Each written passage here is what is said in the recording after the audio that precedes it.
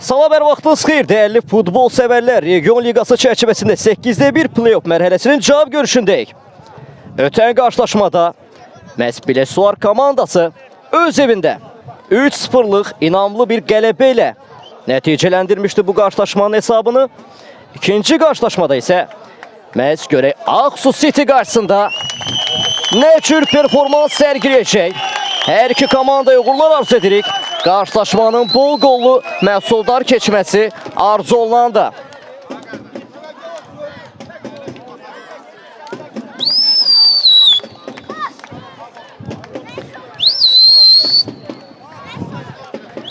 Dörtte birə gedən yolu məhz bu qarşılaşma təyin edəcək.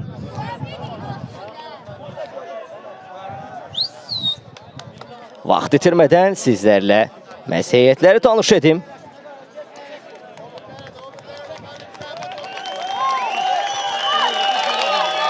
Nominal ev sahibi məhz Ağsu City'dən başlayaq.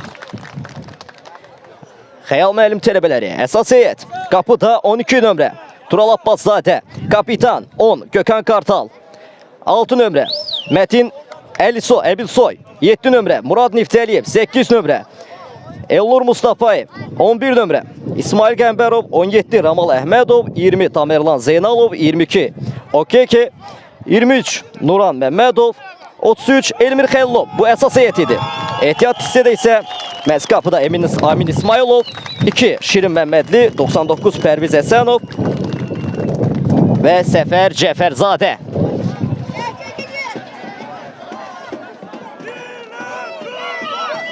Qonaq komanda ilə davam edək. Biləsuvar futbol komandasının heyəti bunlardan ibarətdir. Qapıda 77 sahib Cümşüdov, 74 Kənan İbişov kapitan, 9 Zaur Nuruzadə, 12 Emil Əsənzadə, 14 Surat Şahbazov, 15 Ruslan Tağızadə, 42 Valid Yusufzadə, 47 Qoşqar Babayev, 50 Kamran Kərimov, 66 Cavanşirov, 93 Samir Abbasov 11 ilə meydanda çıxış edəcək.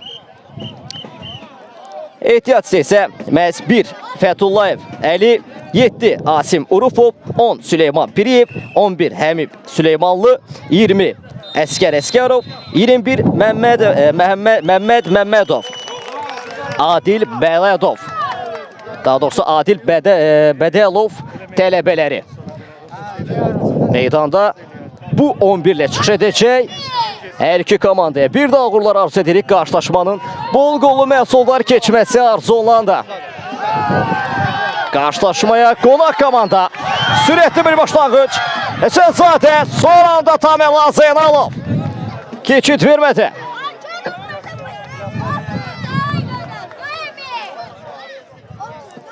Tacat yeni itirəcək qonaq komanda.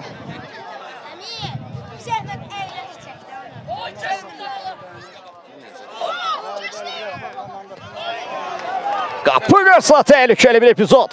Qonaq komanda sürətli başladı. Tacat yerini itirəcək Elmir Xəlilovla Ağsu City komandası.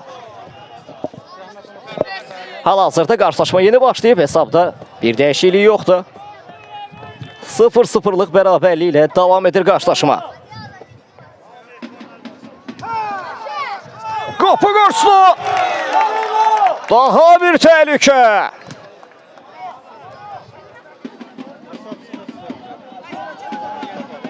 Emil Əsənzadə ilə gəldi Biləsuvar komandası.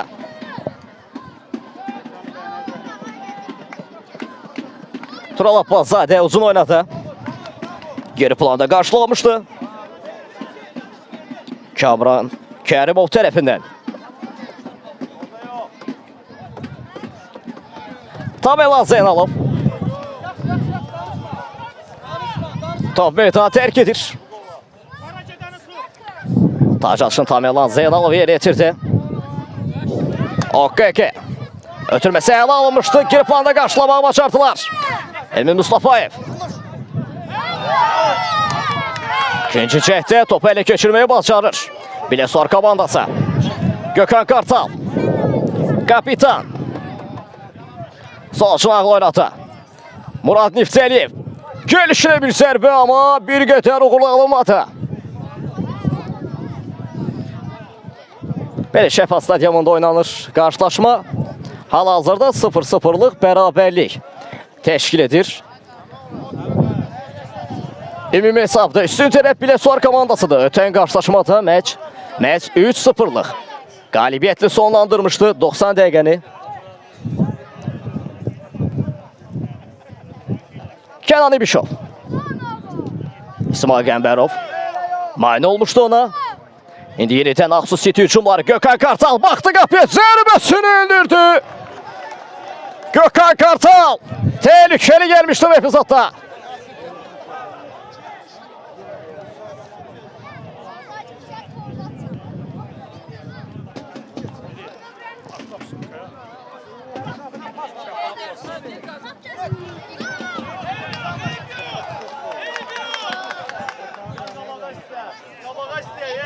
Tamerlan Zeynal Taçaçlı'ya götürecek.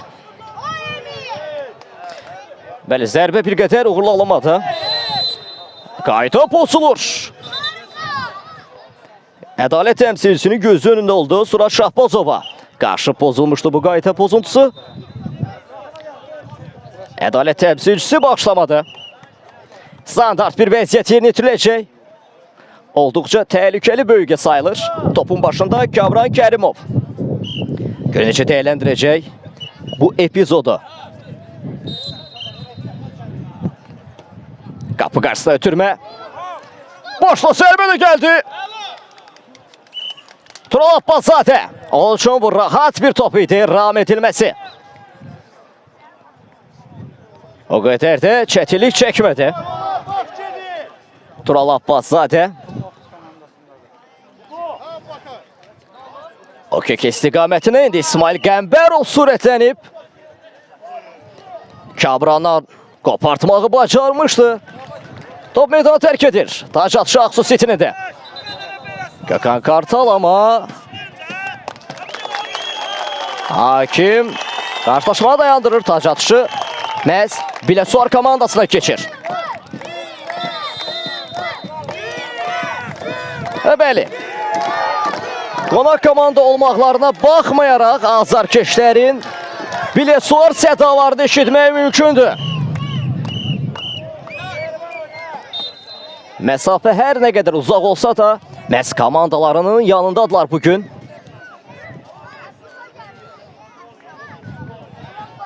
Təbii ki də bugün onların burada rahatlıqla gəlib bu maçı izləməklərində heç şübhəsiz komandanın prezidenti Hacimir Füzuli'nin böyük əməyi var. Ona təşəkkür edirik Biləsuvar komandası azarkeşləri adından. Və həmçinin də Padşah Mebel və Yovşan Klinikası da komandanın baş sponsorlarıdır. Ən önəmli məhz sponsor hesab olunur. Cavarşir ötürməsi bir qədər alamadı Nurhan Məmmədov. Nurlan geriyə. Ramal Əhmədov oynadı. İndi o da Turala ötürdü. Zaro təzyiqi var. Geri planda. Elmir Xəlilov. Valid Yusufzadə ötürməni oxumuşdu. Komanda yoldaşından öncə mane olur.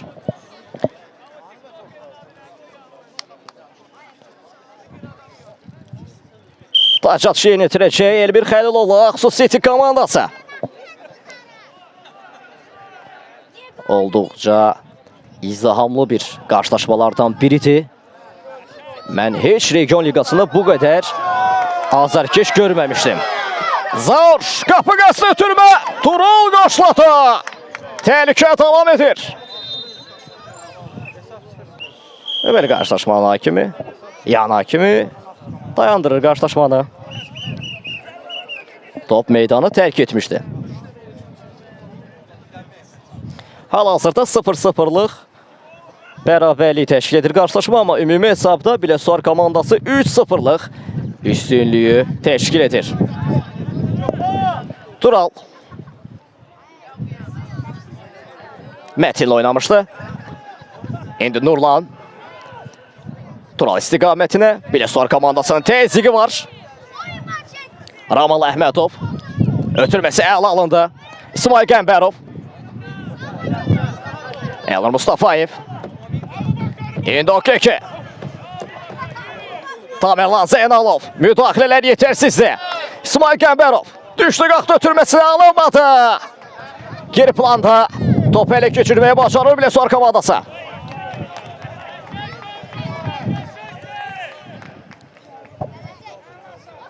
Taç atışı iletirəcək. Bilesor komandası Kamuran ile indi Gökhan Kartal. Emil. Qoşqar Babayev əla ötürməsi alındı. Sağ açılağa. Topa yetişmək mümkün oldu.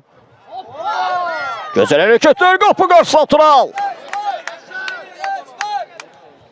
Sahib Cümşidov'dan başkası değildi.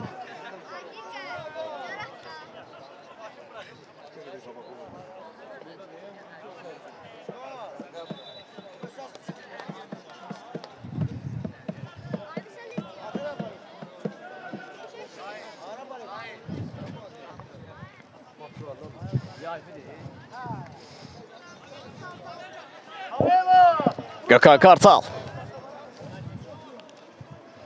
Emil Esenzade'nin təzyiqi var.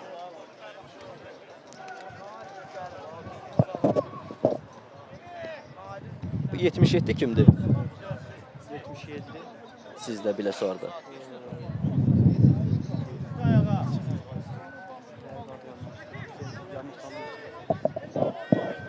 Kapıda Sahip Cümşidov'du da. Sabir. Bizde Sabir. Sabir. Sabir. Biz o 77 kimdir? Sahip belə Sabir. Şurada Sabir 77. Bilə Sabir. Biz kapıda. Qapıda Sabirdir, Sabir.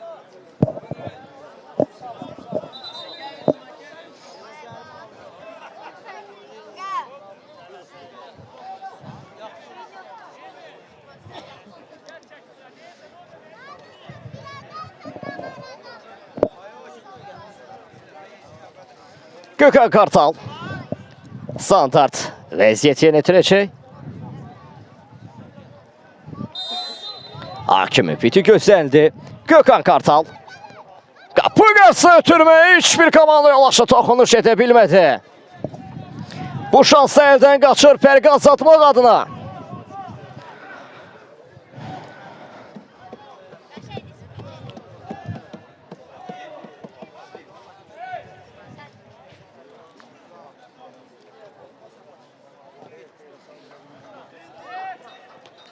Tamerlan Zeynalov qarşıladı. Mətin istiqamətinə. Araya sonra Şahbozov daxil olmuşdu. İndi Gökhan Kartal. Ramal Əhmədov oynadı. Qoşqar Babayevin müdaxiləsi.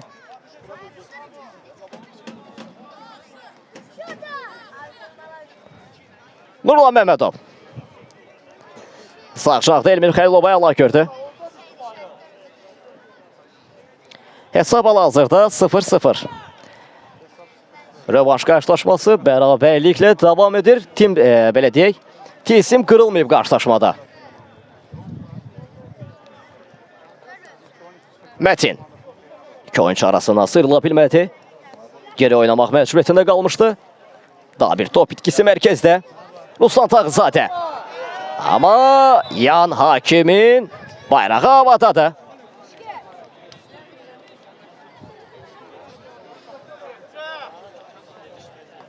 Gökhan Kartal sürətli oynadı. Geri planda Kamran qarşılamışdı. OKK-də yerdə qalır. Daha bir qayda pozuntusu qeydə alınır. Bu səfər OKK-yə.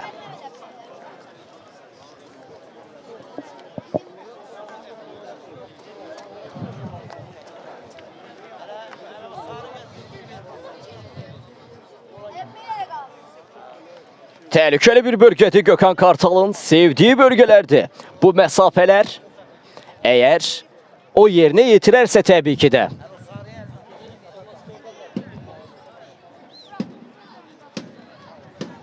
Ama topun başında mən Mətin Əbilsoyu görəm.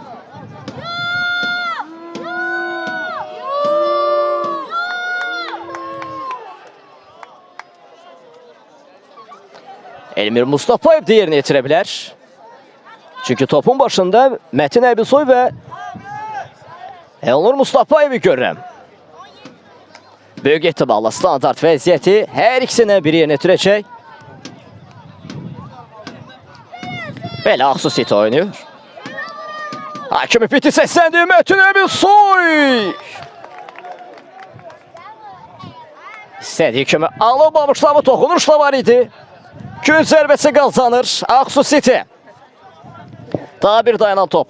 Epizodu izləyəcək. Aksu City ifasında. Qapı qarşısına ötürmə. Başlar Nurullah zərbə indirdi. Qoşqar Babayev təhlükəli bölgədən bir qədər uzaqlaşdırmağı bacarır. Kəmlədə uzaqlaşdırmaq mümkün olsa Emil.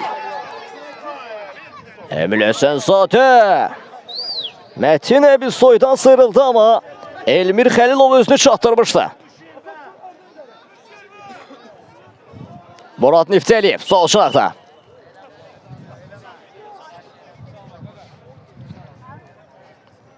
İkili mübarizədə Elmir, daha doğrusu Murad Niftəliyev yerdə qalır. Müdafiənin ən gerisinə Zaur Nuruzadə. Ötürməsi qapı qarşısına. İkinci ötürmədə akrobatik bir şey. Tamerlan Zeynalov davam edir. Qoşqar Babayev öndaşdı, zərbəsini indirdi. Təhlükəli epizodlar ard-arda sıralandı. Ne yaşanırdı burada?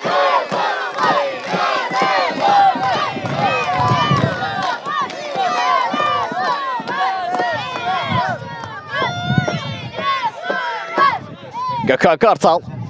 Tamerlan Zeynalov ayaqlar gördü.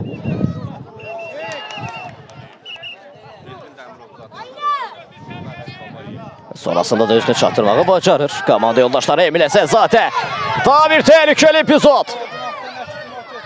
Qapı qarşısına ötürmə. Turol.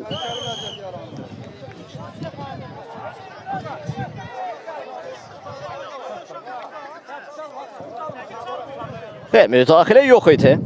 Bəli, 0-0'da. Hesab açılmayıb qarşılaşmada. Ümumi hesab isə 3-0 Biləsuvar komandasının xeyrinə. Təbii ki de bu hesab Aksu City'ye yaramır.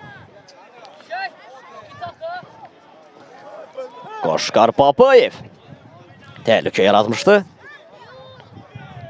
Emil Əsənzadə. Qoşqar Babayev qapıcı ötək qaldı. Zərbəsini indirdi, straight out. Neler yaşanır son 5 dəqiqədə. Ne şanslar qaçır əldən.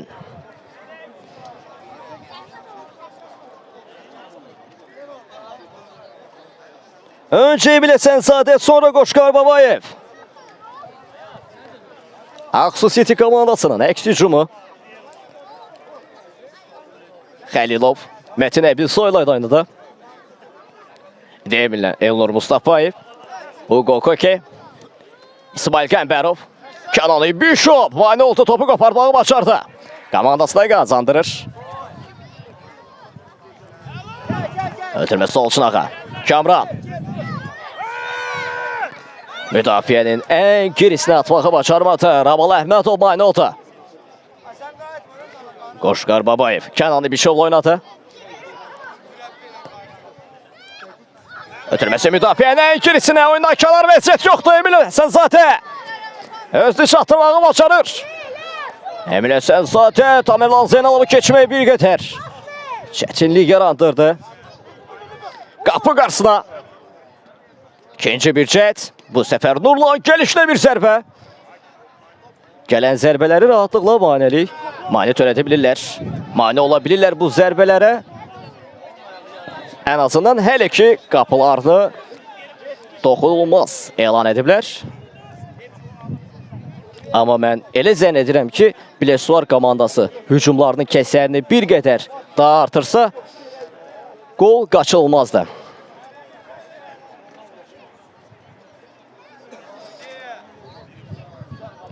Elnur. Tamerlan Zeynalov istiqamətinə.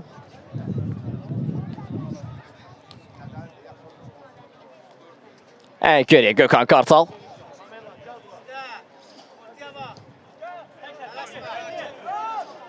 Tamerlan Zeynalov.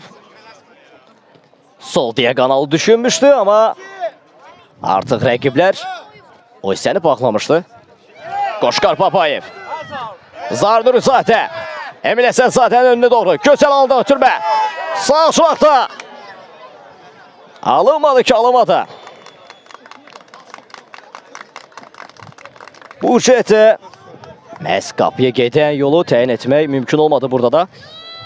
Sahib Cümşüdovdan başqası değildi.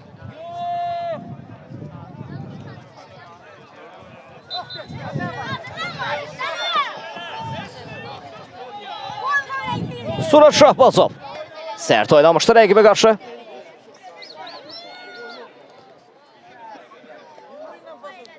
İsmail Qəmbərov taç atışını yerinə yetirəcək.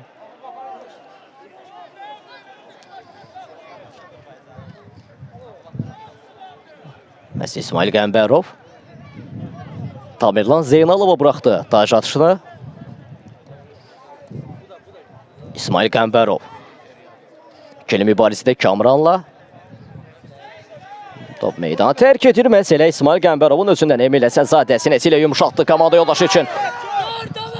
Zarnurizadə.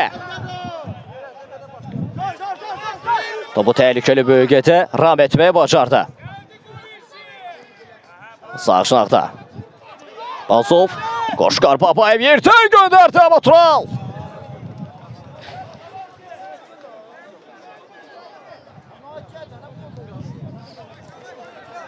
Gökhan Kartal. Sağ şahda İsmail Qəmbərov. Kənan İmişovun kritik müdaxiləni etməyə bacarır. Keçid vermədi İsmail Qəmbərova. Kapitan. Tamirlan Zeynalov. Cınaq dəyişikliyi. Mətin Əbilsoy. Ruslan Tağızadədən artıq. Öncəsində təzyiq də var idi. Bir qədər elə işə də yaradı. Hücumun kəsərini bir qədər azaltmağı bacardı. Məhz Ruslan Tağızadənin bu müdaxilələri. Vay vay vay.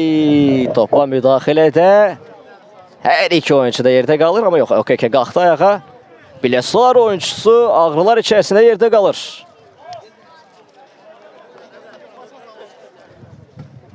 Ümid varıq ki, qarşılaşmanın geri qalan hissəsini oynaya biləcək. Təhlükəli olmayacaq onun üçün. Bəli, ayağa qalxdı. Qarşılaşma davam edə biləcək. Bu qarşılaşmalarda yaşanan zədələr heç arzu olunan deyil. Bir anda bəzən bir zədə, bir kart bütün maçın seyrini dəyişə bilir. Sabir Abbasov uzun oynadı. Zarnurizadə.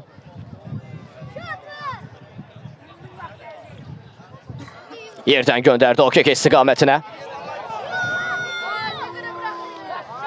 OKK layram etməyi bacarmışdı amma Kənan İmişov işi şansa bırakmır. Hep bitmedi OKK'nin bu epizodda.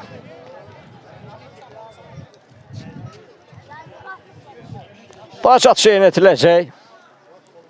Biləsuvar komandası adına.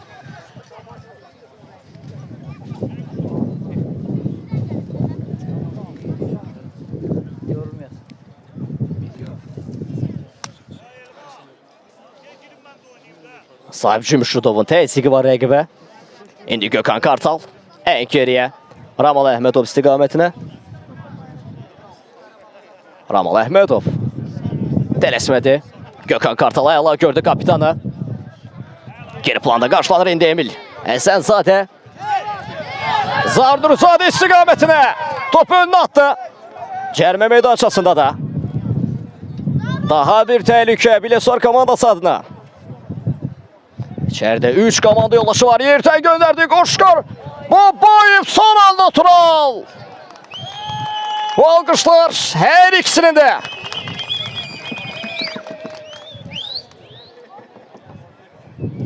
Gün zərbəsi. Yerine yetirəcək Biləsuvar komandası Qoşqar Babayevlə.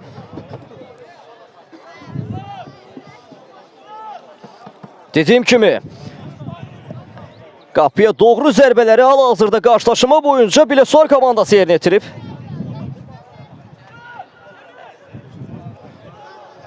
Və kəsəri biraz daha artarsa hücumların heç şübhəsiz qol qaçılmazdı.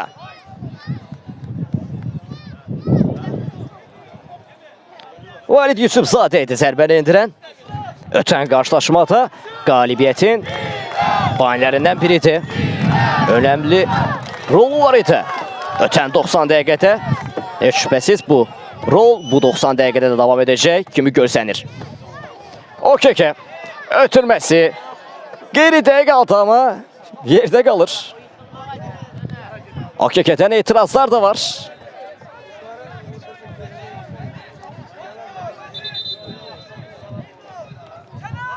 OKK yanına yaxınlaşmadır. Bir qədər sanki özü də yerə atmışdı. Müdaxilədə heç nə yox idi. Kimi gəlir mənə. Mətin Əbilsoy standart vəziyyəti yerinə yetirdi. Qapı qarşısına. Qapçı sonrasında Kənan İbişovun müdaxiləsi ilə uzaqlaşdırmağı bacarır. Gökhan Kartal.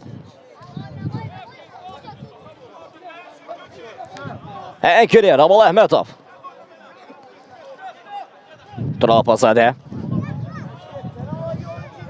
Yenidən Ramal.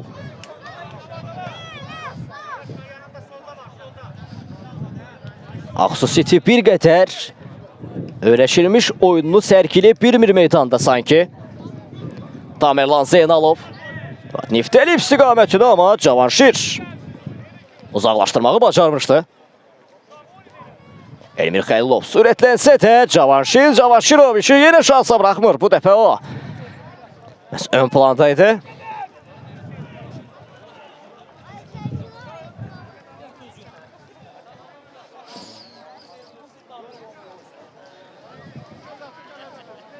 Qapı qarşısında ötürmə İsmail Qəmbərov. Keçmədi, qarşılandı.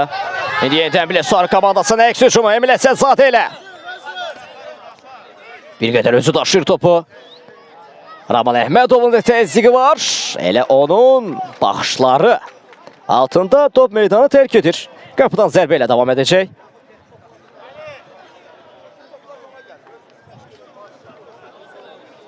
Elmir Xəlilov. Murad Niftəliyev ilə oynadı indi Mətin Əbilsoy. Zarduruzadə. Qoşqar Babayev. Müdafiədən girişinə Emil Əsədzadə zərbəsini endirdi və gol! Emil Əsədzadə bütün ümidləri, bütün yazılmış planları əli ilə cırlatır kənara. 1-0.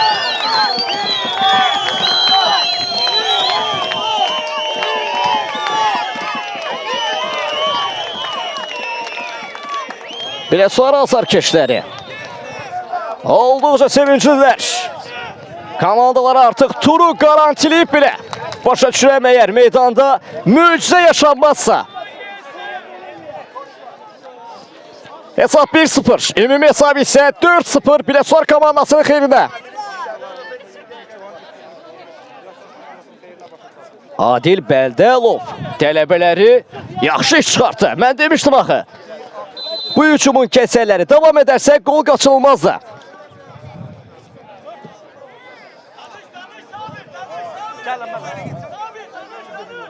Nurlan Məmmədov. Ramal Əhmədov oynadı. Tural. Sol şaqda. Mətin Əbilsoy.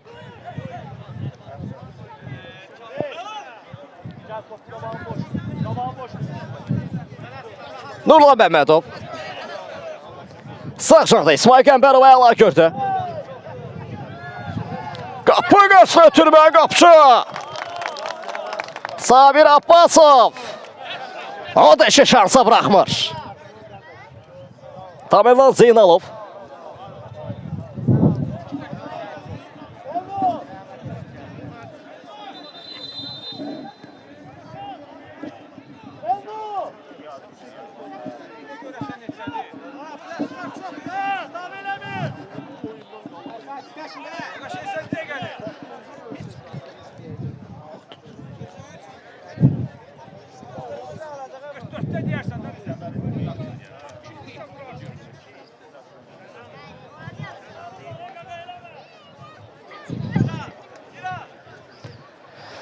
Meydanda bir qədər gərginlik var idi. Təbii ki də bu gərginlik aradan qalxdıqdan sonra hakimin atışı ilə qarşılaşma yenidən bərpa olundu.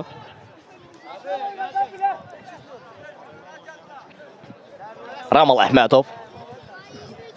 Geriyə Tural Abbaszadə ilə. Heç şübhəsiz keyiflər yerində deyil Ağsusiyeti adına. Bu hesab məhz planlar daxilində deyildi.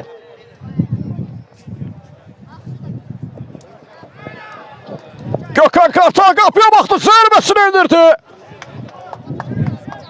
Çərçivəni tapmaq mümkün olmadı kapitanlarına.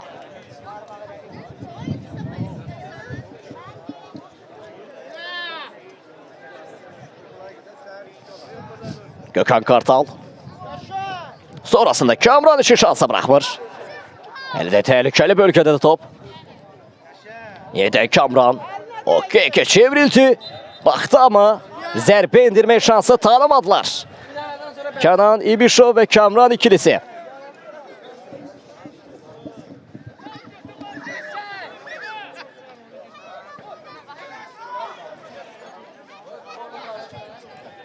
Gökhan Kartal. Yerden sağ şınaqda oynadı. Nurlan Məmmədov. Gökhan Kartal istiqamətinə. Qapı önünə Okeke. Elnur Mustafayev yerdən gönderdi. Cavanşir uzaklaştırmağı bacarır. Təhlükə devam edəcək. Geri oynadılar Tamerlan Zeynalov istiqamətinə. Elmir Xəlilov. Kapitan araya daxil olmuşdu.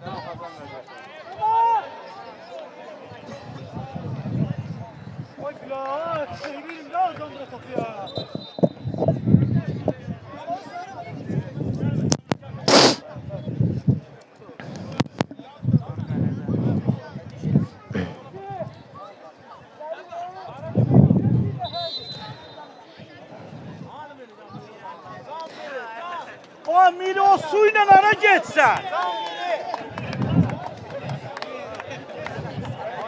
Yerde kalan oyuncu Zahar Nuruzadədir.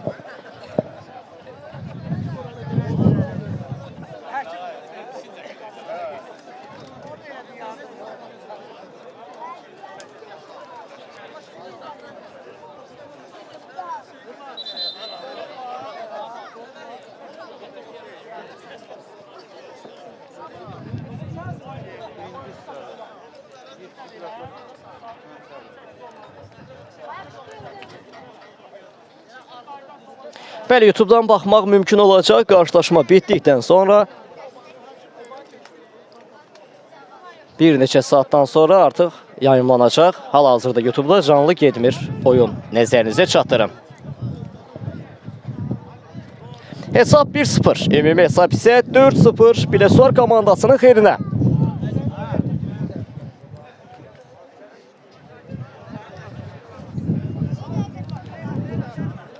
Zahar Nuruzadə görünən odur ki, müalicəsini məhz meydanın kənarında davam etdirəcək.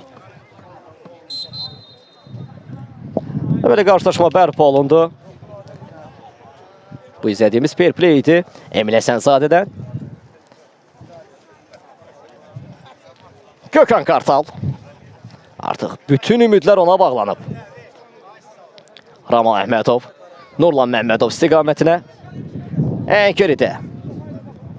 Ramal Əhmədova. O da Gökhan Kartal oynadı. Nurlan. Yerdən gönderdi. Elnur Mustafayev. Qapıya baxdı. Zərbəsini endirdi. Qapçı. Tek həmlədə ram etməyi bacarır.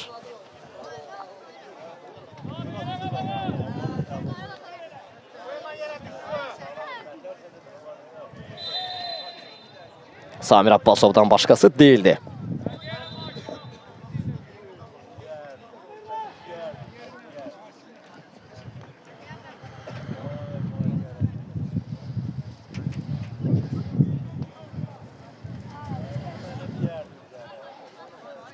Emin Əsənzadə.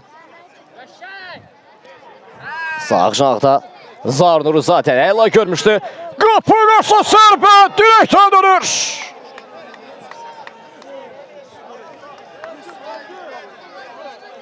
Son Tağızadədən başqası değildi. Yerdən gönderdi Zaur Nuruzadə. Çerçeve tapmaq mümkün olmadı. Önce Ruslan Tağızadə, sonrasında Zaur Nuruzadə. Qapını yoxlasa da çerçeve tapmaq mümkün olmadı. Metin Əbilsoy iki oyuncu arasına əla sıyrıldı. Geri planda Kamran qarşıladı. İndi Ruslan Tağızadə.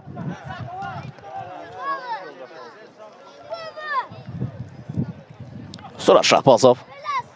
Geri Kamran. Gökhan Kartal'da təzyiqi var idi. Varid Yusufzadə. Cavanşir oynadı. Sahib Cimşitov. Topu meydanda saxlamaq mümkün olmadı.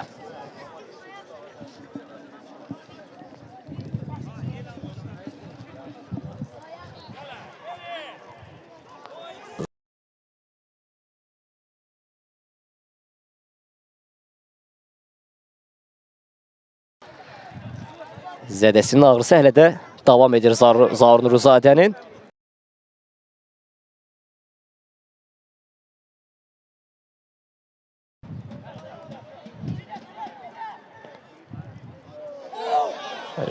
Müdafiənin ən girişinə əla ötürməkdə, amma toxuduş mümkün olmadı Sahib Cimşidovdan.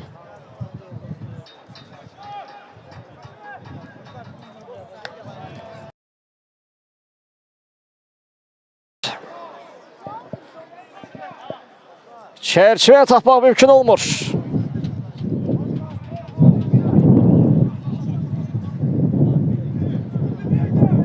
Ramal Əhmədov.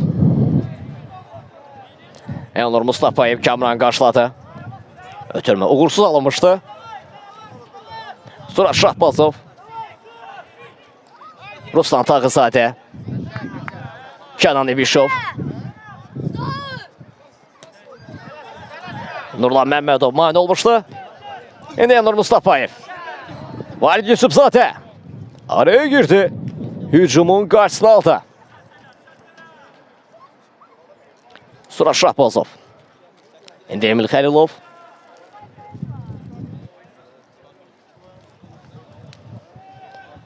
Belə hesab 4-0'da ümumi hesabdan söz gedir. Qarşılaşmanın bu hesabı isə 1-0. Biləsuvar komandasının xeyrinədir. Müdafiənin gerisinə. Sahib Cimşidov, qapı qarşısına ötürmə. Qoşqar Babayev'də. Toxunuş etmişdi, amma zərbə şansı tanımadılar. Kamran uzaqdan cəhd, Tural yumruqlata. Cəhd davam edəcək. Qoşqar Babayev ikinci cəhdə yenidən Tural. Nələri çıxardır? Tağverlan Zeynalov. Ruslan.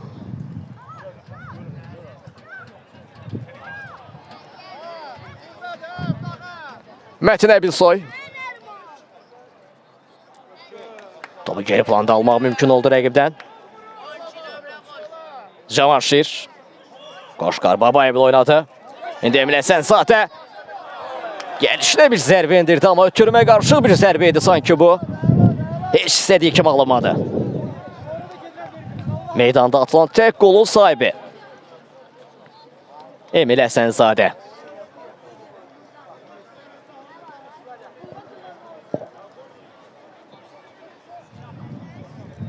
Metin Əbilsoy. Emil Xəlilov. Hesabı azadmaq düşüncələri. Cəhdləri var Aksu City'də.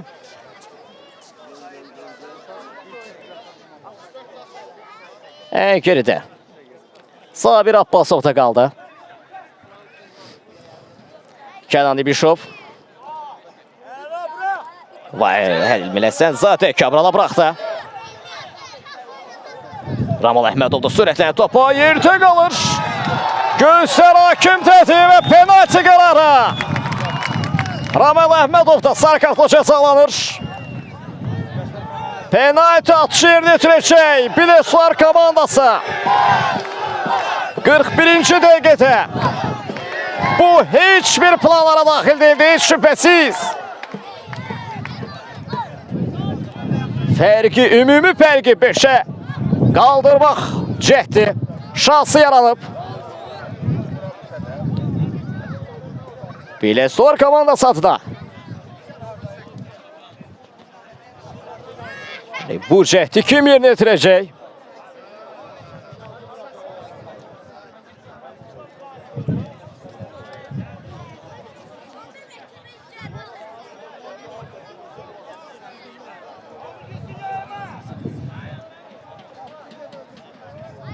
Bu heç planlara daxil değildi.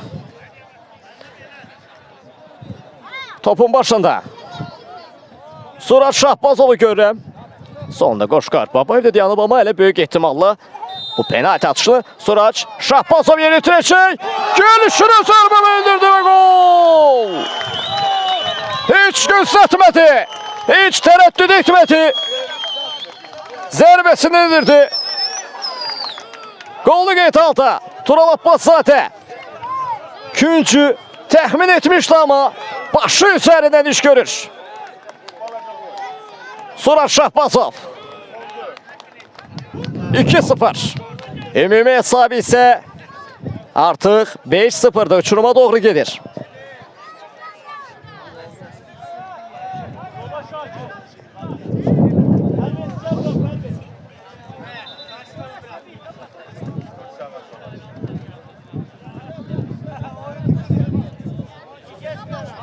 Artıq ilk hissənin sonlarına yaxınlaşmışıq.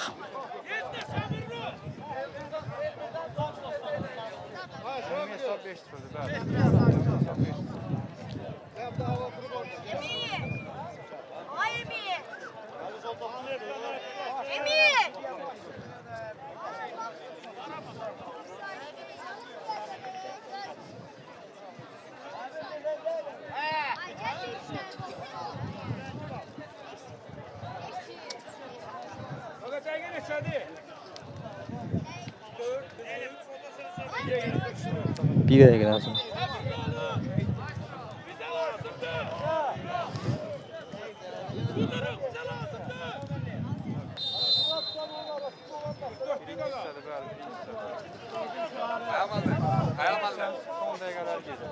Tamerlan Zeynalov. Gökhan Kartal istiqamətinə. Zarnur Üzadənin də təsiq var. İndi Emil Əsənzadə də qoşuldu bu təsiqə.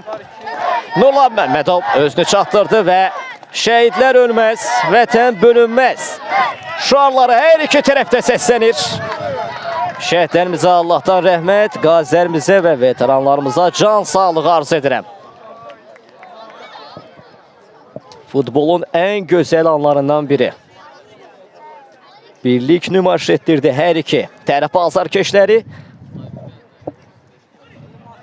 və bir səslə şəhidlər ölməz, vətən bölünməz şuarını səsləndirdilər.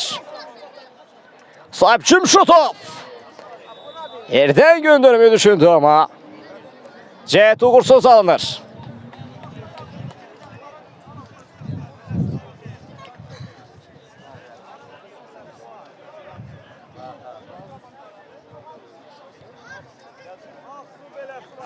Artıq ilk hissənin sonlarına yaxınlaşırıq. Bir tərəfdə toy var, bir tərəfdə yaz. Təbii ki də sözün gəlişidir bu.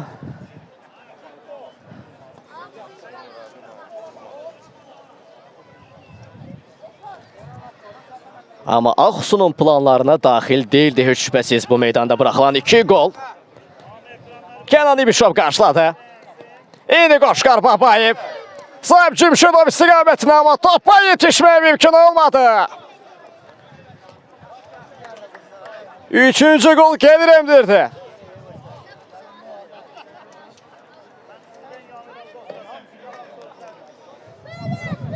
Teşekkürler. Metin Əbilsoy. Zarnur Uzadə. Topu aldı, qopartdı, zərbəsini indirdi qapıya. Çərçivə tapmaq mümkün olmadı. Zarnur Uzadə qeyd edək ki, Biləsuvar komandasında ən çox gol vuran oyunculardan biridir. Nədənsə bu oyun hələ ki fərqlənməyib 45 dəqiqə ərzində. Ötən oyunda da məhz ikinci hissənin sonlarında məhz nöqtəni qoyan o qolu atmışdı. Böyük ehtimalla elə bugün də o nöqtəni qoyan tərəf olacaq Zaur Nuruzadə. OKK. Nurlan Məmmədov. Ağsu City'də bir oyuncu dəyişikliyi var. Onu da qeyd edək sizlər üçün. İsmail Qəmbərov meydanı tərk edib. Pərviz Həsənov meydana daxil olur. Sahib Cümşütov. Müdaxilələr yetərsiz ona. Tək başına daşır. Zərbəsi indirdi Tural Abbasov. Ne çıxardır? İndi Zaur Nuruzadə buraxdı. Dostan Tağzadə amma Ramal Əhmədov az əvvəl sarı kartla cəzalanmışdı. Bu epizodda komandasını xilas edir zərbədən.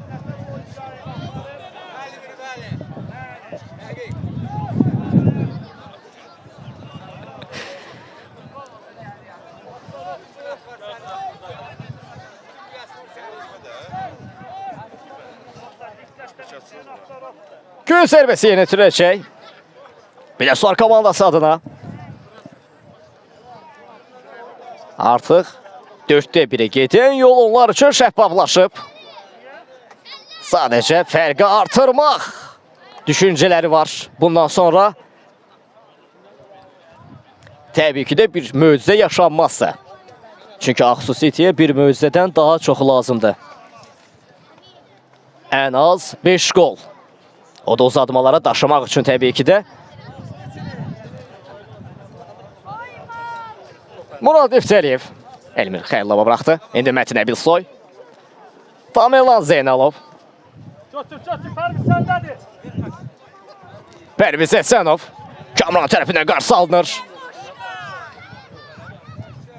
Oyma Rama. Oyma Qəşər. Əlat dur. Qapı qarşısına ötürmə. Gökhan. Daha bir çətin qarşı alınır. Gökhan Kartal. Fərqi azaltmaq düşüncələri. Pərviz Həsənov oynadı. Nurlan Məmmədov. Yenidən kapitan. Yerdən göndərdi. Sonra Şahbozov var qarşısında. Gökhan Kartal. Yenidən Gökhan Kartal. OKK istiqamətinə amma OKK neynədin axı? Zaur Nuruzadə rəqibini aldatdı, keçdi amma hakim əlində sarı kartıyla gəlir.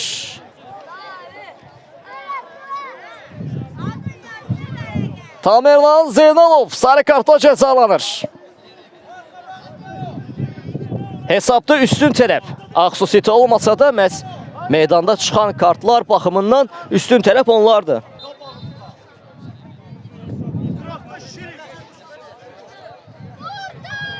Qapı qarşısına Cavanşir. Ötürmə Zaur Nuruzadə. Və elə bu cəhətlə də ilk hissə sona yetir. İkinci hissədə görüşmək ümidi ilə. Salam, hər vaxtınız xeyir. Sizləri ikinci hissədən salamlayıram. Region Liqası çərçivəsində keçirilən turnirdə 8-də 1-in final 8-də 1 final qarşılaşmasının cavab görüşündəydik. Biləsuvar komandası məhz ötən qarşılaşma və bu qarşılaşma ilə birgə ümumi hesabı artıq 5-0 öz lehinə çevirməyi bacarıb və üstün tərəf onlardır. Hal-hazırda 5 cavabsız top ilə Ağsu City qarşısında. Və bunu da nəzərinizə çatdırım ki, nominal meydan sahibləri Ağsu City'dir. Bugün məhz Ağsu'da oynanmaq yerinə müəyyən səbəblərdən ötürü məhz qarşılaşma Aşk Arena'da baş tutdu.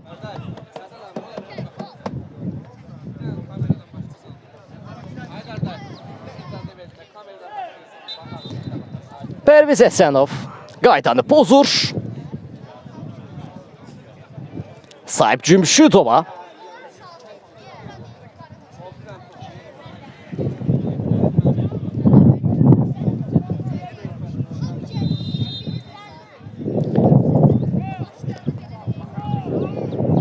qarşısına Tural yumruqladı.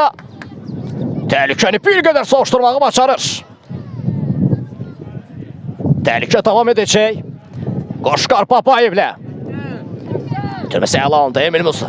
Həsənov istiqamətinə, amma Emil bu səfərdə yararlanmağı bacarmadı bu epizoddan. Pərviz Həsənov. Cavanşirovun təzyiqi var. Elmir Xəlov əla ötürmüşdü. Kənan İbişov. Sol çıraqda Emil Həsənzadəni əla düşündü, amma topa yetişmək bir qədər mümkün olmadı.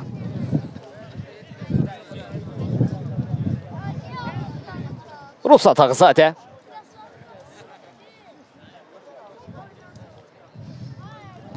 Qoşqar Babayev. Ən geriyə Kənan İbişov qarşıladı.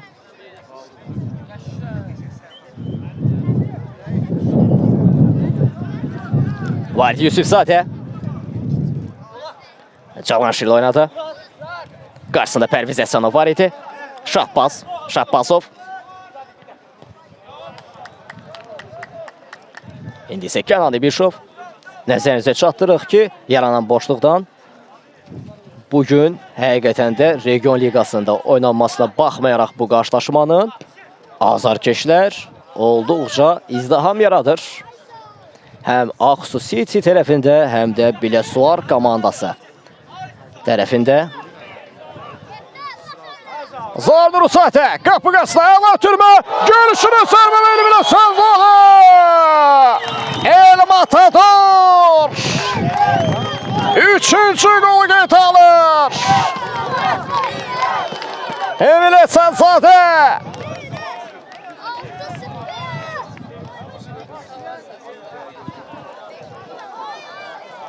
Və bu cür sevinirlər qola. Fərq uçuruma doğru irəliyir. Və Biləsuvar azarkeşləri olduqca sevinclidirlər. Komandaları qalib gəlir. Nəzərinizə çatdıraq ki, hər iki tərəfində azarkeşləri yerlərini alıb komandalarına hesab fərqi nə olursa olsun dəstəklərini buraxmırlar. Azarkeşlər bir dəqiqə olsun susmayıb. Bu da möhtəşəm bir atmosferadır deməkdir. Bakıda və məhz olduqca Biləsuvar istiqamətinə uzaq bir məsafə olduğundan ötürü Padişah Mebel Yovşan Klinikası və başda komandanın prezidenti Hacımir Füzuli rəhbərliyi altında Biləsuvardan bir neçə avtomobillə yola çıxıblar və komandalarını bugün Bakıda dəstəyə gəliblər. Zardır Usatə çevirdi sola, yerdən göndərdi, hat-trik şansı var və gol! Emil Həsənzadə, hat-trik! 1-2-3 arda sıralanır gollar. Zardır Usatə atmadı, attırdı. 4-0. MMA sahibi isə 7-0 oyuncu dəyişiklikləri var. Biləsuvar heyətində. Hətta bir deyil, iki dəyişiklik görürəm mən. Meydanın kənarında Əskər Əskərov və Süleyman Biliyevi görürəm mən. Adil Bədəlov dəyişikliklərini həyata keçirdəcək. Atılan 4-cü qoldan sonra təbii ki də bir qədər unutmuşam mən canlı yayım açmağı. Bu dəqiqə açıram. Qarşılaşma o qədər alovlu keçib ki, mən canlı açmağı unutmuşam. Və bəli, canlı açdım. Və bəli, oyuncu dəyişiklikləri baş tutdu. Hətta 3 oyuncu dəyişiklikləri Məmmədov da meydanda da. Artıq görək, qarşılaşmanın ikinci hissəsində bu dəyişikliklər nə cür təsir başlayacaq? Tamerlan Zeynalov da dəyişilənlər sırasına daxil oldu. Şirin Məmmədli meydana daxil oldu Aksu City komandasında. Görək, bu dəyişikliklər ekranı çevirmək artıq mümkün deyil müəyyən səbəblərə görə. Əfsus olsun ki, qarşılaşmanın geri qalan hissəsini belə izləməyə məcburiyyətində qalacaq. Amma meydan qarşılaşma bitər-bitməz canlı yayımda, daha doğrusu YouTube'da yayımlanacaq.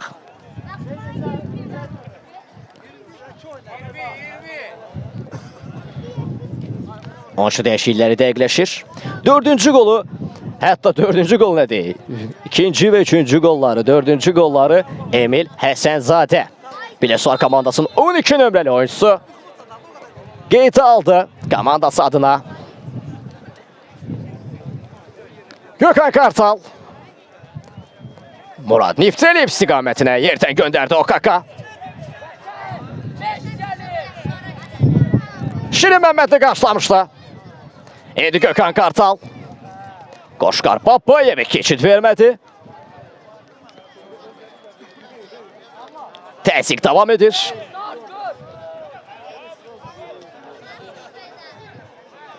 Gökhan Kartal.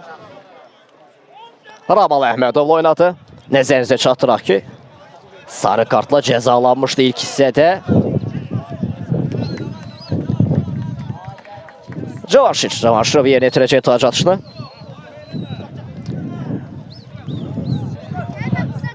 Qoşqar Babayev. Ötürməsi yaxşı alındı.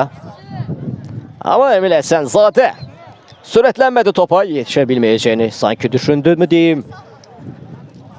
İrəliləmədi topa qarşı. Tac atışı yerinə yetirəcək Nurlan Məmmədovla Ağsu City komandası Mətin Əbilsoy. Nurlan Məmmədov oynadı. İkili mübarizədə Nurlan Məmmədov yerdə qalır, sürətli başladılar. Əskər Əsgərovun müdaxiləsində yerdə qalmışdı. Ədalət təmsilçisi gözündən qaçmadı bu epizod. Elmir Xəllov sol çıraqda. Topu ram etməyə bacarır. Qarşısında Məmməd Məmmədov. Geriyə Gökhan Kartal oynadı. Yenidən Elmir Xəllov. Ümumi hesab 7-0. Gökhan Kartal. Tələsmir önünü açmaq çabaları. Mətin Əbilsoy ilə oynadı. Mətin Əbilsoy uzaqdan bir çət. Qapçı. Əli Bətullayev. O da dəyişikliklər siyasındadır. Emil Həsənzadə. Ramal Əhmədov keçid vermədi topun Zahir Nuruzadəyə çatmağına. Cavanşirov. Zahir Nuruzadə ilə oynadı. Qapıya baxdı, zərbəsini indirdi. Trivela çəkdi bu. Alqışlar onun üçündür.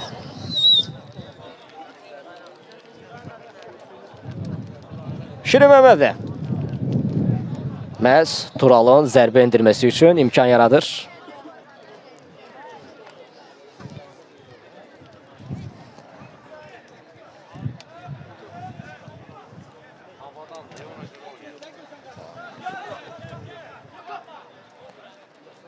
Gökhan Kartal.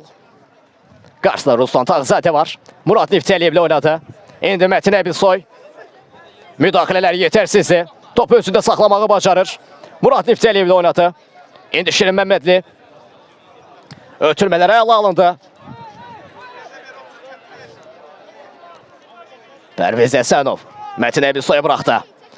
İndi Murad Nifteliyev. Qarşıda Qoşqar Babayev keçməyə bacardı.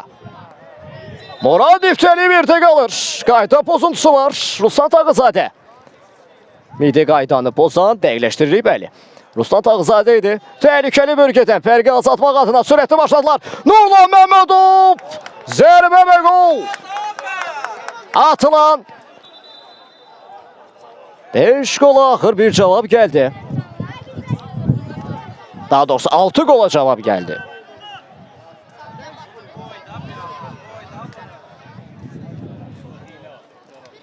Bəli, bura şəfadə.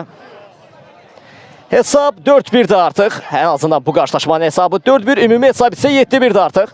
Nurlan Məmmədovun zərbəsi ilə fərq bir qədər azaldı. Amma bu yetərli deyil Ağsu City üçün. Bu qollar heç yetərli deyil. Ard-arda sıralanmalıdır. Əgər turu istəyirlərsə. Kənan İbişov. Sürətlidir. 3 oyunçunu birdən keçdi ötürməsini verdi. Məmməd Məmmədov. Sol cınağı oynadı. Emil Əsənzadə özünü çatdırmağı bacarır. Əskər Əskərov. Süleyman Piriyev ötürmüşdü. Komandanın 10 nömrəsi. Metin Ebilsoy ilə oynadı. Ötürmə keçmir. Alınmır. Bəli, birinci hissə ola bilər ki, məhz bu hesabla bitib, amma ikinci hissənin hesabı isə artıq 7-1 ümumi hesab. Murad Niftəliyev Okaka davam pası ələ alınmışdı. Müdaxilələr yetərsizdir. Kənan İbişov işi şansa bıraxmır. Uzaqlaşdırmağı bacarır təhlükəli bölgədən. Həmlə davam edəcək.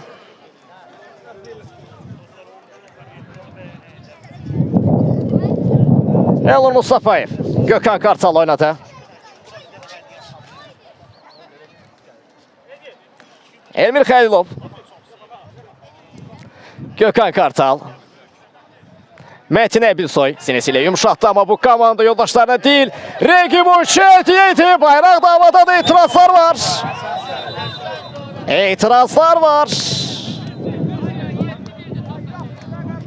Ama artık her şey için geçti. Karar verilip. Metin Ebilsoy. Gökhan Kartal oynadı. Yerden gönderdi Elmir Xəlilov. Gökhan Kartal. İkili mübarizədə Ruslan Tağızadə. Topu qopartmağı bacarır ama daha bir əleyhlərində qərar çıxdı. Pərviz Əsənov Elnur Mustafayev oynadı. İndi Metin Ebilsoy. Həmlə davam edir Elnur Mustafayevlə. Nurlan Məmmədov. Fərqi azaltmaq çabaları var. Pərviz Əsənov yerdən göndərdi. Müdaxilələr yetərsizdir. Ruslan Tağızadə. Elmir Xəlilov əla anlatdı. Məmmədov. Sağ şahdan hücum qurur. Bir də Sar komandası. Ruslan Tağızadə. Yeniden Məmmədova qaytarmışdı ötürməsini ama bir qədər istədiyi kimi alınmadı. Taca Şahsu Sitrində. Gökhan Kartal oynadı. Rəqibin başı üzərindən aşırsa da Məmmədov özünü çatdırmağı bacarır. Valid Yusufzadə. Ən geriyə Əli Fətullayevə qədər topu çatdırır. Cavarşir. Nurlan ve Murad Niftəliyevin də təzyiqi var idi. Valid Yusufzadə. Ruslan Tağızadə ilə oynadı. İndi Cavarşirov. Yerdən göndərdi. Ramal Əhmədov topu yiyələnməyi bacarır. Elnur Mustafayev. Gökhan Kartal oynadı. Okeke. Əla ötürdü Elmir Xəlilov. Əla gördü. Oyundan kənar vəziyyət var mı? Ama Elmir Xəlilov çata bilmir topa. Oyundan kənar vəziyyət yox idi. Daha doğrusu Nurlan Məmmədov idi bu.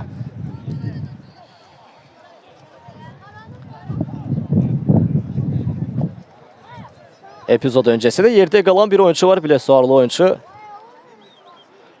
Hal-hazırda ayağa qalxacaqmı? Bəli, qalxır. Söhbət Məmmədovdan gedir. Daha doğrusu Kənan İbişov.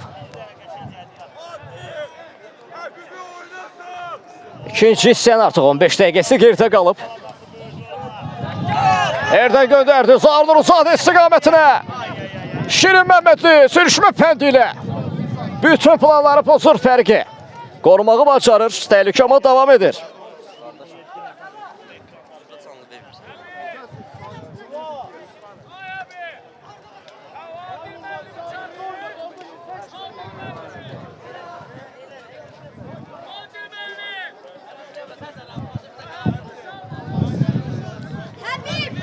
Qoşqar Babayev.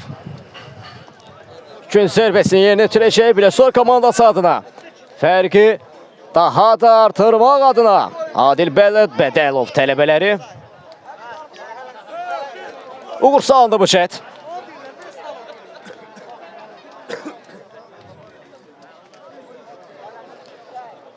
Ruslan Tağızadə. Əskər Əskərov.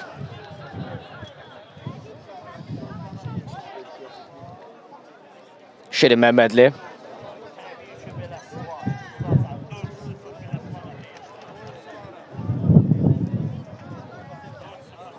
Nurlan Məmmədov. Ötürməsi keçmədi. Süleyman Piriyev topu elə keçirməyi bacarır.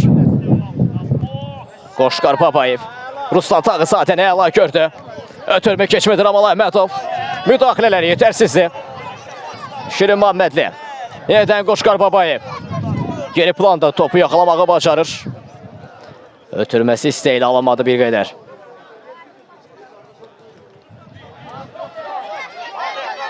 Məhməd Məmmədov. Qoşqar Babayev. Cəhdlər uğursuz alınır. Ruslan Tağızadə uzaqdan göndərdi. Tural Abbaszadə. Aram etməyə bacarır. Gökhan Kartal. Mərkəzdə topu qəbul etdi. Sağ şahda Pərviz Əsanova əla gördü. Yerdən OKK istiqamətinə. Valid Yusufzadə özünü çatdırmışdı artıq. OKK-dan qabaq.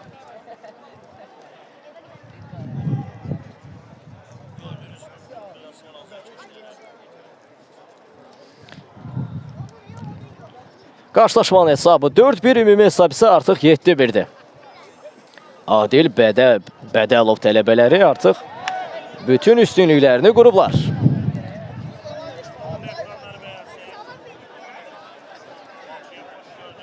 Əli Fətillayev ən yaxın komanda yoldaşına Kənan İbişov oynadı.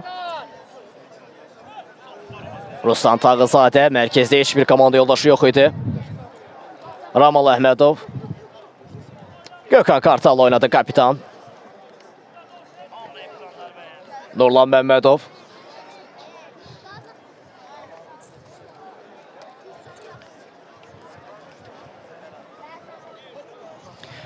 Məhz Ağsu City'nin atılan yeganə golun müəllifi məhz Nurlan Məmmədov'da.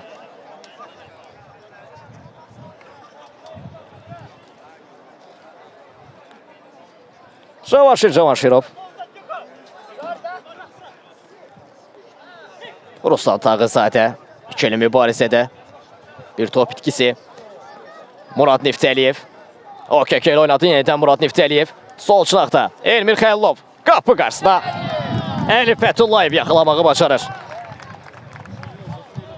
Bəli, bura Bakıdır.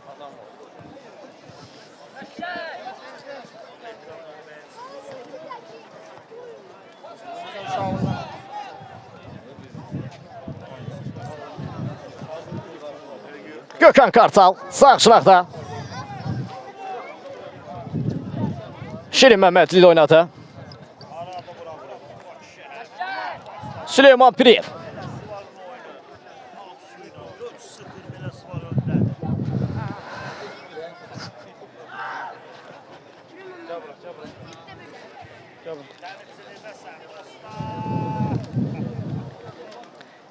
Ümumi hesab 7-1'dir. Bilesuar komandasının xeyrinə. Meydanda isə 4-1'li üstünlükləri davam edir 90 dəqiqə boyunca. Valid Yusufzadə. Ən kiriyəli Fətullayev ilə oynadı. Valid Yusufzadə. Murad Niftəliyevin də təzyiqi var idi. Qoşqar Babayev. Mərkəzdə Sənan Piriyevə əla gördü, amma ötürmə. İstədiyi kimi alamır Süleyman Piriyevin. Heç bir komanda yoldaşı yox idi topun getdiyi istiqamətdə. Bəli, Milbeylə qanun da yayımlanacaq oyunu məhz Ramana qarşısında. Cavanşirov. Ramal Əhmədov qarşıladı. Mərkəzdə Ruslan Tağızadə topu yələməyə bacarır. Sol istiqamətdə Emil Həsənzadə ilə oynadı. Bir qədər ayaq saxladı. Piriyevlə oynadı indi. Zar. Nuruzadə gəlişinə bir zərbə alınmır. Sanki özü istəmədi. Artıq çünki qalibiyyət məhz onların xeyrinədir. Fərq uçurumdadır. Geri dönüş üçün olduqca arda sıralanan qollar lazımdır, amma bəli, bayraq da havadaydı. Məhməd Məmmədov. Qoşqar Babayev. Tural Abbaszadə də sürətlədi. Keçidi vermədi Qoşqar Babayevə.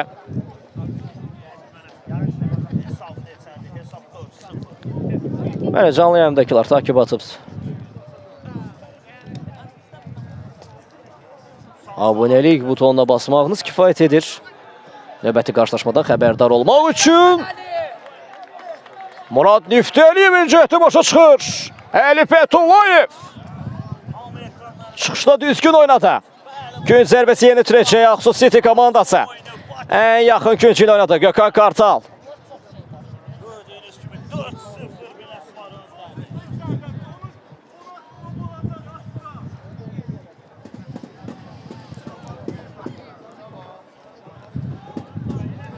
Gökhan Kartal bu səfər yerinə yetirəcək gün zərbəsini. Qapı qarşısına ötürmə OKK yerdə qalır. Çərçivə tapmaq mümkün olmadı. OKK'dən də etirazlar var. Amma niyə etirazlar var? Çox maraqlıdır.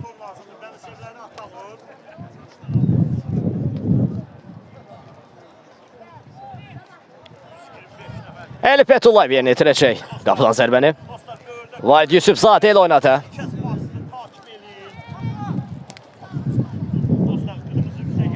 Zar Nuruzzadə sol çaqda Emil Həsənzadə ilə oynadı.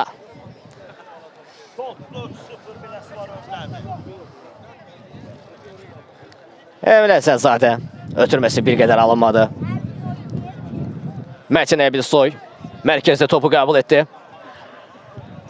Məmməd Məmmədov topu yiyələməyə bacarır. Daha bir təhlükəli hücum Biləsuvar komandası adına yerdən göndərdi. Zar Nuruzzadə çox əsəbidir. Bu gələn paslardan heç məmnun deyil. Gökhan Kartal. Bir sağ diagonal ötürməsi gəldi ondan Nurlan Məmmədov istiqamətinə. Pərviz Əsənov. Pirevi keçmək mümkün olmadı. Hücumdadır, getdi Allah. Biləsuvar komandası hücumdadır. Bəli, Vallahi bacarırıq da işimiz budur. Zar Nuruzzadə! Tural Abbaszadədə qalır top.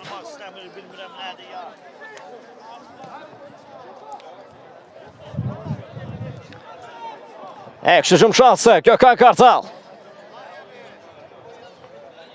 Mətin Əbilsoy ilə oynadı. Önünü açmaq çabaları var. Açdı önünü zərbəsini endirdi Mətin Əbilsoy amma fərqi azaltmaq adına bu şans əldən qaçır. Mümkün olmadı.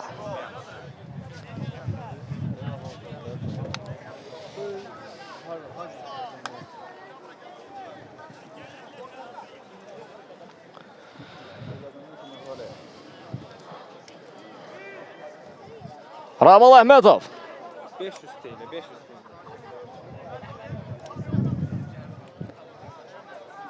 Gökhan Kartal. OKK istiqamətinə.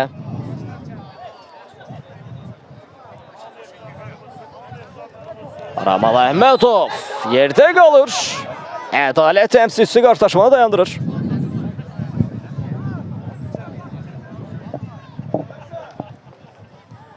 Sərbəst vuruş məhz Aksu City-nin də. Sürətli başladılar. Gəlişlə bir zərbə. Qapını süzdü, zərbəsini indirdi Gökhan Kartal amma. Çərçivənin yaxınından belə keçmədi.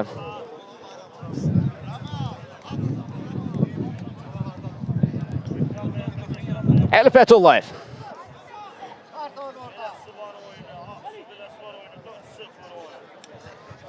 Kənan İbişovla oynadı.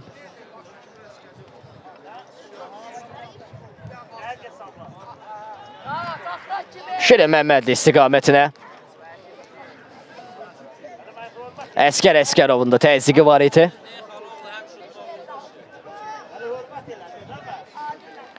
Elnur Mustafayev. Gökhan Kartal istiqamətinə. Elmir Xəllov sol cinaqda sürətidir. Məmməd Məmmədov. Onu keçmək mümkün oldu. Yerdən göndərdi. Pərviz Əsənov istiqamətinə.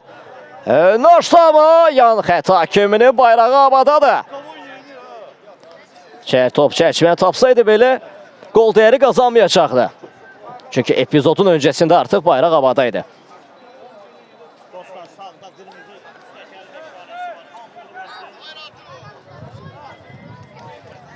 Ramal Əhmədov, Cavanşirov mübarizəsinə şahid etdik.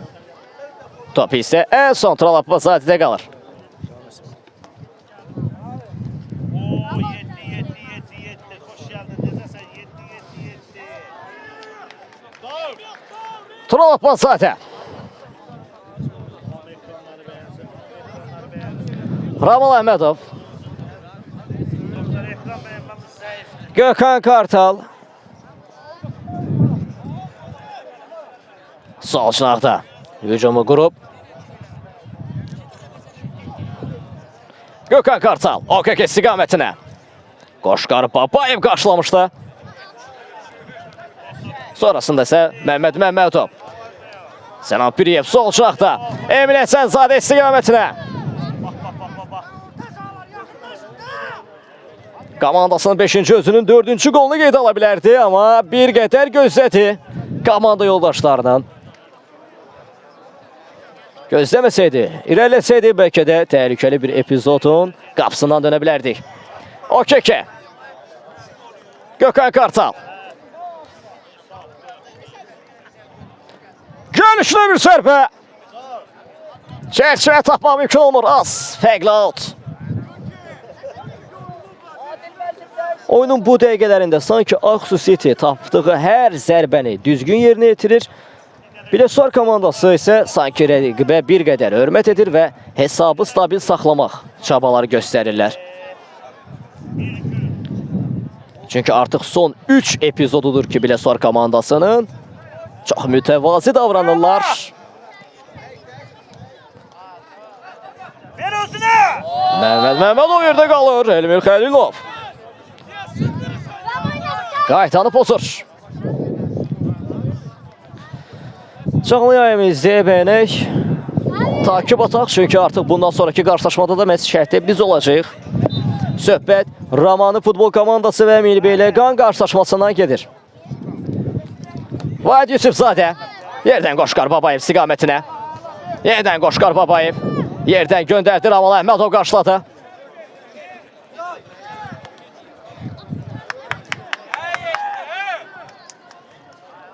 Murad Nifsəliyev.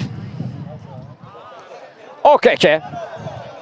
Qapıya baxdı, zərbəsini endirdi Valid Yusufzadəyə. Tuş gələn top təhlükəli bölgədən uzaqlaşır. Ruslan Tağızadə. Məhməd Məmmədov. OKK-nin də təzyiqi var idi. Bəs dəstəyə qoşuldu Valid Yusufzadə. Ruslan Tağızadə ilə oynadı.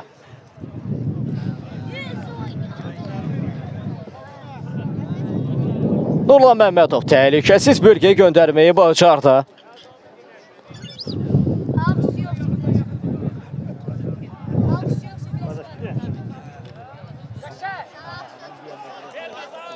Cavanşirov. Sənan Piriyev. Zərbəsini öldürür. Tural Abbaszadə. Bu səfər Sənana keçid vermədi. 6-cı gol gəlirəm deyirdi. Daha doğrusu 5-ci gol gəlirəm deyirdi.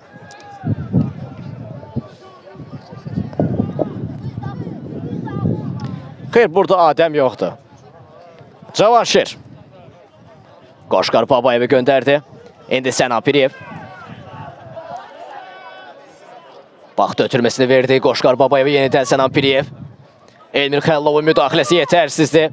Dəstəyə Mustafayev də yaxınlaşıb. Top meydanı tərk edir. Daş atışı Biləsuvar komandasını Qoşqar Babayev yerinə ötürəcək. Yoxsa bəli, Məhməd Məmmədova buraxdı. Məhz daş atışını. Sənan Piriyev. Qoşqar Babayev. Gökhan Kartal mani oldu. İndi Murad Niftəliyev araya daxil oldu. Yerdə qalır, qayda pozulur.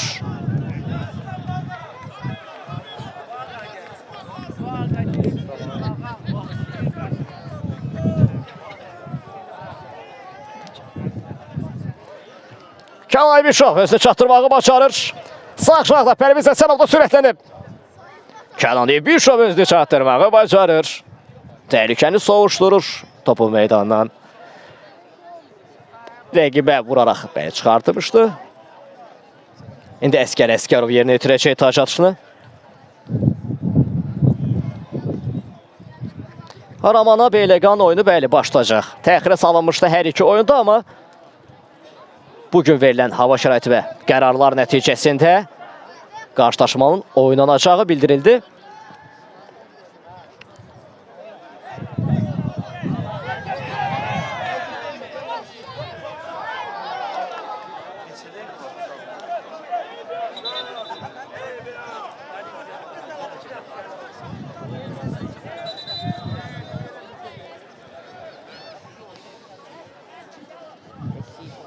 Taç açını yeniləcək Ruslan Tağızadə ilə Biləsuvar komandası. Qarşısına Məmməd Məmmədov da var ən yaxın güncündə. Səna Pirevli oynadı. Gökhan Kartal mayın olmuşdu. Qapı qarşısına ötürmə. Tural Abbaszadə çıxışda düzgün oynadı. Topu yələnməyi bacarır. Mətin Əbilsoy. Pərviz Əsənovla oynamışdı. Sol çanaqda Murad Niftəliyevdə sürətlənib. Pərviz Əsənov nəyə düşünürdü axı? Bir qədər tələsməli idi Mətin Əbilsoy oynadı. Çox tələsmədi, heç tələsmədi daha doğrusu. Bir qədər tələssəydi ən azından hücumun kəsəri daha da təhlükəliləşə bilərdi. Gökhan Kartal. Sağ çanaqda Nurlan Məmmədov. Gökhan Kartal cərimə meydançasının içərisinə daxil oldu. Ötürməsini verdi amma Əskər o mayın olur bu epizodda.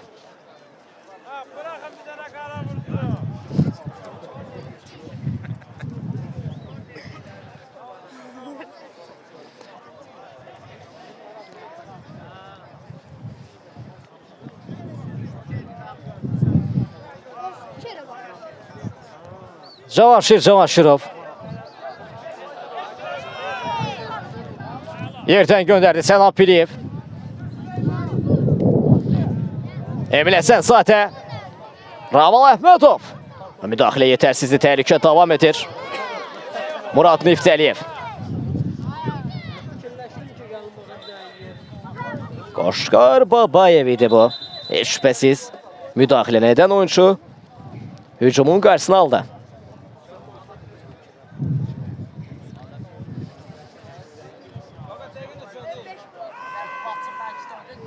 Mətin Əbilsoy. Kənan İbişovla ikili mübarizə içərisində Kənan İbişov düşdü, qalxdı amma mane olmağı bacardı. Qərar isə qapıdan zərbədə elə Mətin Əbilsoyun etirazı da bu yöndə idi. Vahid Yusufzadə. Əli Pətullayev. Mustafayev oynadı. Bir qədər səhv idi bu indi OKK. Valid Yusufzadə mane oldu. Əla daxil olmuşdu içəriyə. Təhlükə davam edir. Gəlişinə bir zərbə. Pərviz Əsənov. Fərqi bir qədər azaltmağı bacarır amma bu yetərli deyil. 4-2. Ümumi hesabçısı artıq 7-2'dir. Oyunun qalan dəqiqələrinə baxdıqda rahatlıqla bunu deyə bilərik ki, möcüzə ehtiyac var. Son 10 dəqiqə qalıb meydanda. Ağsuya möcüzədən daha artığı lazımdır.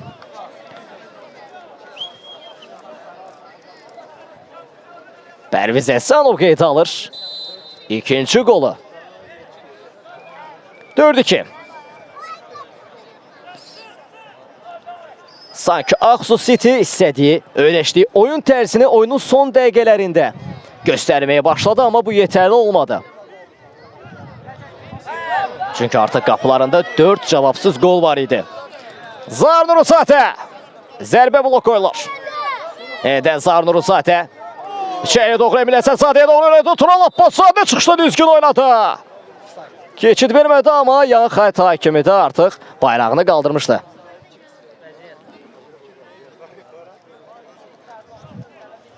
Pərviz Əsənov. Komandasına atılan 2 qolundan birinin müəllifidir. Mətin Əbilsoy. Qarşısında OKK var. Elə onu düşündü, amma OKK onu düşünmürdü. Ruslan Tağızadə. Zarnuruzadə ilə oynadı.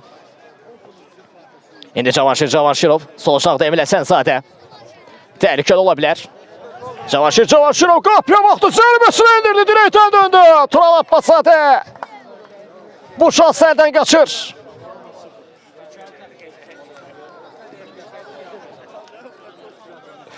Elmir Xəlilov. Gökhan Kartal istiqamətinə kapitan irəliyir topla.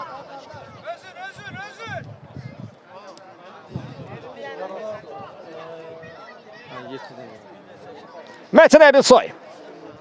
Pərviz Əsanov.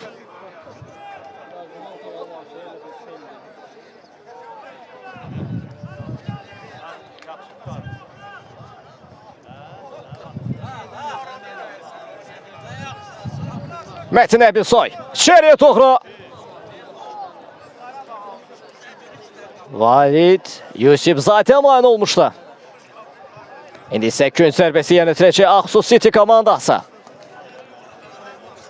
Qapı qarşısına ötürməli Fətullayev.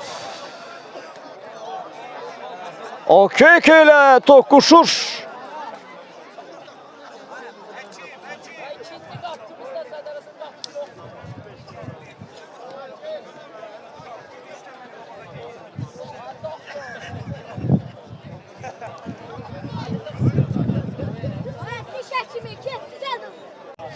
Və belə qarşılaşma bərpa olunur. Təhlükəli heç nə yoxdur. Həm Okeke, həm də Əli Fətullayev qarşılaşmanın geri qalan hissəsini davam etdirə biləcək. Məmməd Məmmədov. Qarşısında Neftçəliyev var idi. Topu tək başına daşıyır. Elmir Xəlilov axırda mani olmağı bacarır. Cəhd davam edəcək. Taş atışını Murad Neftçəliyevə buraxdı. Ramal Əhmədov.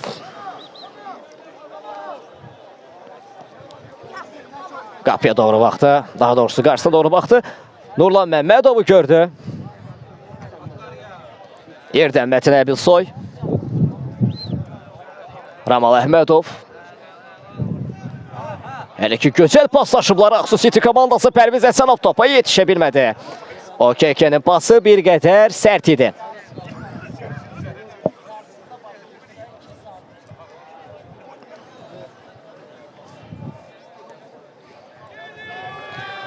Zarnurizadə. Ötürməsi Cavanşir Məmmədoğlu. Gol! Müdaxilələr yetərsizdir. Müdaxilələr yetərsizdir.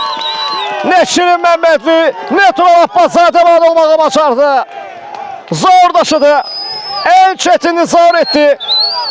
Yine aldı da at dedi.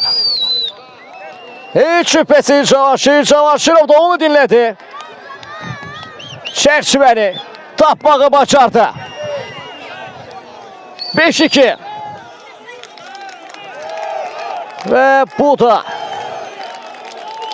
Biləsuvar azarkeşləri qola bu cür sevinirlər, komandalarına bu cür dəstək olurlar. Səfərdə olmaqlarına baxmayaraq.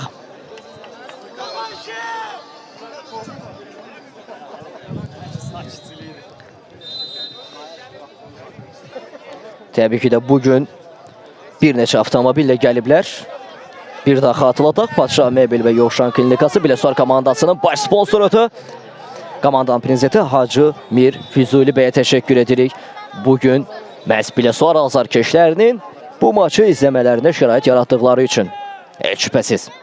Burada Zəfər bəyə də təşəkkür etmək lazımdır. Məhz bizə çəkiliş meydançası təşkil etdiyi üçün bütün rahatlıqları bizim üçün sağladığı üçün təbii ki də. Müdafiənin əngilisinə Elmir Xəlilov qapısını keçdi. Əli Fətullayev düzgün oynadı çıxışda.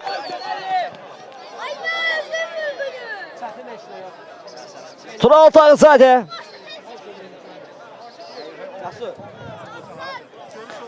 Murad Neftçəliyev. Cəhd davam edəcək. Gökhan Kartal uzaqdan yoxladı amma çərçivənin yaxından belə keçmədi. Təbii ki də burada müdaxilə də var idi. Gün zərbəsi qazanır. Aksu City oyunun son dəqiqələrində.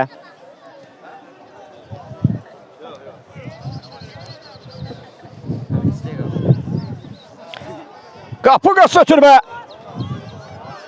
Müdaxilələr yetərsiz. Cavanşir Məmmədov, Cavanşirov. Keçid vermədi Ramal Əhmədova. Ani olmağı bacardı. Amma bu müdaxilədən sonra da bir qədər zədələnir. Ümid var ki, qarşılaşmanın geri qalan hissəsini davam etdirə biləcək. Bəli, davam etdirə biləcək. Bir qədər axsıyır, amma meydanı tərk etmədi və yaxud da həkimin çağırılmasına qarşı oldu. Qapı qarşısına Ramal Əhmədov, sonrasında Gökhan Kartal.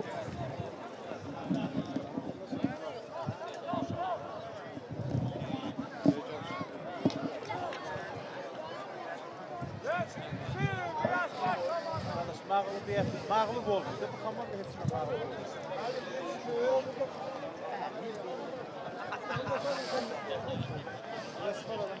Mehmet Məmmədov.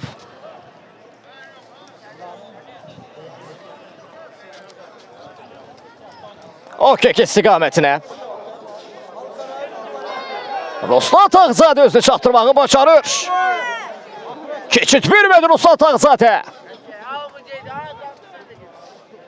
Daha bir təhlükəli epizod. Emil Əsənzadə. Qapı qarşısında türmə, amma bir qədər uğurlu alamadı. Cərimə meydançasının içərisində iki komanda yoldaşı var idi. Zaur Nuruzadə və Cavanşir Cavanşirov. Sənan Piriyev. Qapı qarşısında yenidən bir ötürmə. Zaur Nuruzadə bağlamışdı top üçün. Pərviz Əsənov özünü çatdırmağı bacarır. Pərviz Əsənov. Gökhan Kartal istiqamətinə. Kapitan. Kənan İbişovla mübarizədə yerdə qalır. Sürətli başladılar. Pərviz Elmir Xəlilovla oynadı. Kapitan. Elmir Xəlilov. Bir qədər düşündü, bir qədər səbirli davranır. Yerdən göndərdi, alamadı. Kənan İbişov idi. Topa mane olan oyuncu Nurlan Məmmədov. Metin Əbilsoy. Yenidən Kənan İbişov. Müdafiədə sanki keçilməz qaladı. Heç bir epizodu boş buraxmayıb. Səbsiz oynayıb bugün. Qalibiyyətin ən böyük qəhrəmanlarından biridir meydanda. Onun adını çəkməsəydi mümkün olmazdı. Təbii ki də söhbət şəhətdən kənar gedir.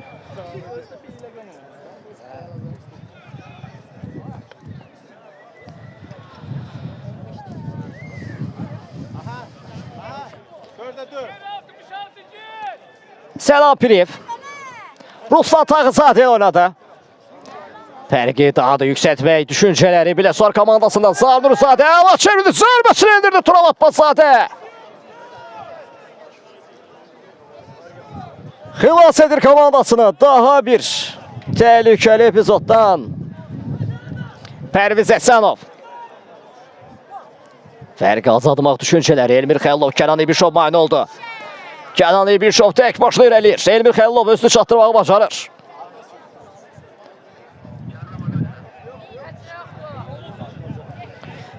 Ümumi hesab 7-2'dir, daha doğrusu 8-2'dir. Qarşılaşmanın hesabı isə 5-2'dir hal-hazırda. Zaur Nuruzadə sol cinaqda əla sürətləndi. Emil Əsənzadə içəriyə daxil olurdu. Qayda pozulur. Oyundan daha doğrusu kənar vəziyyət var idi.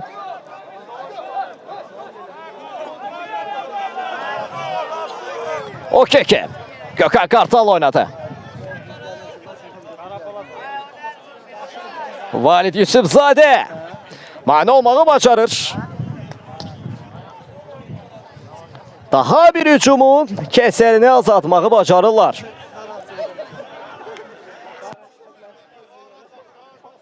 Valid. Qapıda zərbələ daha doğrusu davam edəcək qarşılaşma.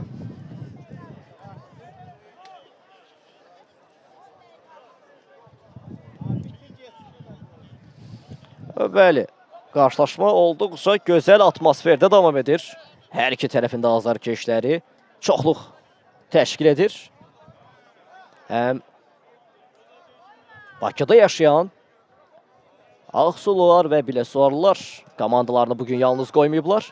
Həm də rayondan gəlib qarşılaşmanı canlı izləyənlər də var.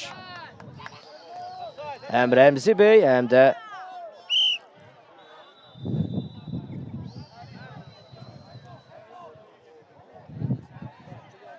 səhvimizədim. Həm Rəmzi bəy, həm də Hacı Mir Füzuli bəy iki komandalarında rəhbərləri, prezidentləri azarkeşlərin gəlməsində böyük əməkləri var. Tural Abbaszadə.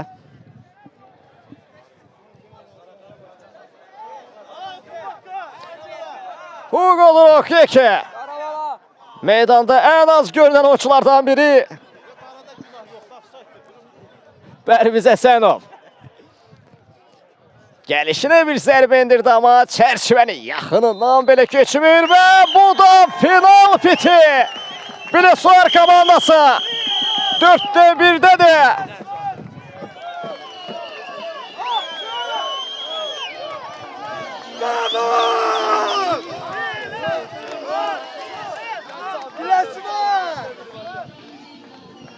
Sizinlə mən idim Mirağa Ələskərov. Məhz bu qarşılaşmada şəhdə sizlərlə idim. Təbriklər bir daha Biləsuar komandası. Ağsu City isə digər oyunlarda uğurlar arzu edirik. Ümidvarıq yenidən bu mərhələyə qədər gələr. Yenidən onları bu meydanlarda izləyərik. Təbriklər Biləsuar komandası.